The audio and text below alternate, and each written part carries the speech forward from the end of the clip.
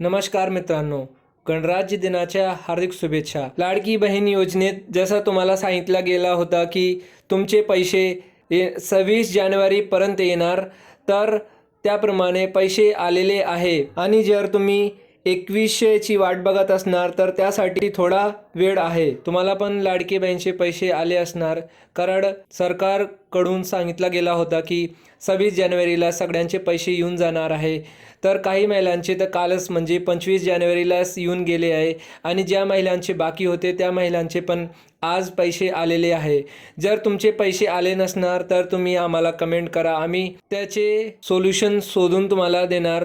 आणि भरपूर लोकांना असा प्रश्न पडला असणार की आता 2100 रुपये केव्हापासून सुरू होणार आहे, तर 2100 रुपयासाठी थोडासा अजून वाट बघावं लागणार। म्हणजे मार्च महिन्यापासून आपल्या सगळ्यांना 2100 रुपये भेटणार असं बोललं जात आहे।